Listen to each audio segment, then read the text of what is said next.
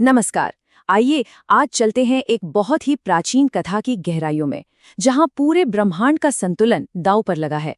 ये कहानी है देवताओं की, असुरों की और एक ऐसे नायक की जिसके जन्म का इंतजार सृष्टि का कण कण कर रहा था। तो चलिए इस बड़े सवाल से ही शुरू करते हैं। जरा सोचिए, एक ऐसी स्थिति जहां ब्रह्मांड के रक्षक यानी देवता खुद ही बेबस और लाचार हो गए हैं।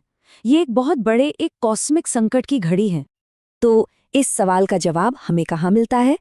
ये हमें मिलता है स्कंद पुराण में। मिथकों, कहानियों और ज्ञान का यह प्राचीन संग्रह ही हमारी आज की कहानी का सोर्स है। लेकिन कहानी में आगे बढ़ने से पहले ये समझना जरूरी है कि आखिर ये पुराण हैं क्या। तो आइए जल्दी से इसे समझ लेते हैं। देखिए, पुराण सिर्फ इतिहास की किताबें नहीं हैं, वो तो महाकाव्य कथाएं हैं। इनका मकसद है दिलचस्प कहानियों के जरिए जिंदगी के बड़े बड़े मूल्यों और सिद्धांतों को समझाना। चलिए अब आते हैं कहानी के मेन कॉन्फ्लिक्ट पर।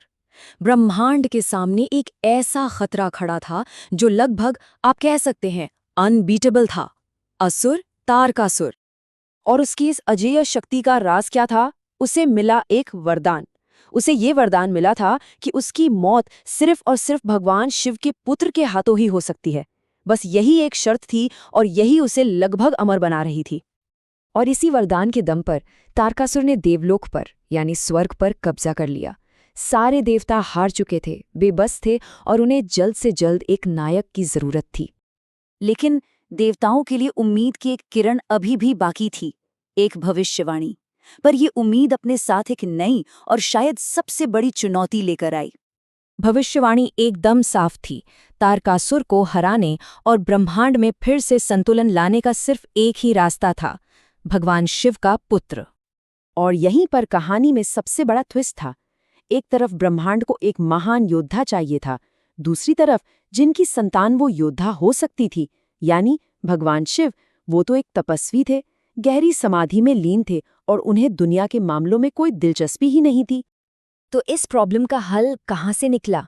वो छिपा है सती की कहानी में। अपने पिता के यज्ञ में अपमानित होने के बाद उन्होंने आत्मदाह कर लिया था और फिर उन्होंने पार्वती के रूप में दोबारा जन्म लिया। अब उनका एक ही लक्ष्य था, शिव से मिलना।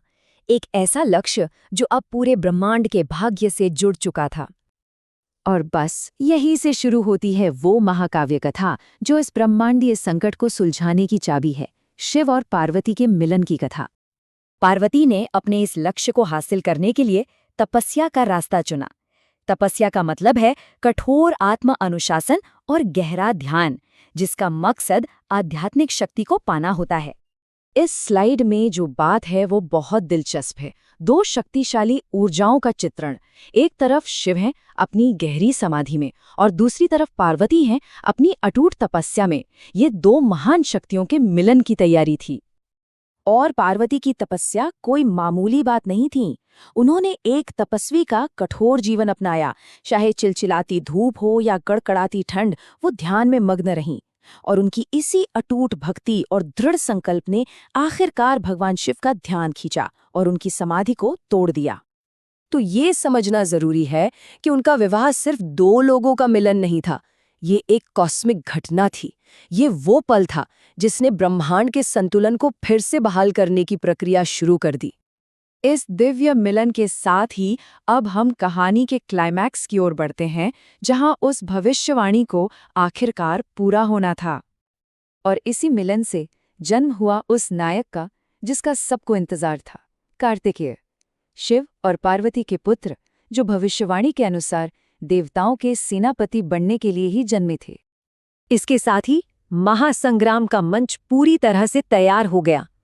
देवताओं और असुरों की सेनाएं आमने सामने थीं। ये अंतिम और निर्णायक युद्ध था। एक तरफ कार्तिकेय दिव्य सेना का नेतृत्व कर रहे थे और उन्होंने सीधे तारकासुर की अजेय मानी जाने वाली सेना को चुनौती दी। ये अच्छाई और बुराई के बीच का आप कह सकते हैं फाइनल शोडाउन था। और जैसा कि भविष्यवाणी की गई थी, सिर्फ एक ही योद्धा था जो इस युद्ध का पासा पलट सकता था। कार्तिकेय ने तारकासुर को हराया, भविष्यवाणी को पूरा किया और स्वर्ग में फिर से शांति और व्यवस्था कायम की। तो चलिए अब कहानी से थोड़ा हटकर इसके गहरे मतलब को समझने की कोशिश करते हैं। आखिर ये प्राचीन कहानी आज भी इतनी मायने क्यों रखती है? ये कहानी हमें जिंदगी के कई गहरे सबक सिखाती है। देखिए, पार्वती की तपस्या हमें अटूट भक्ति की ताकत दिखाती है। देवताओं का अपने धर्म यानी ब्रह्मांड की रक्षा के कर्तव्य के प्रति जो समर्पण है, वो हमें सही रास्ते पर चलने की प्रेरणा देता है।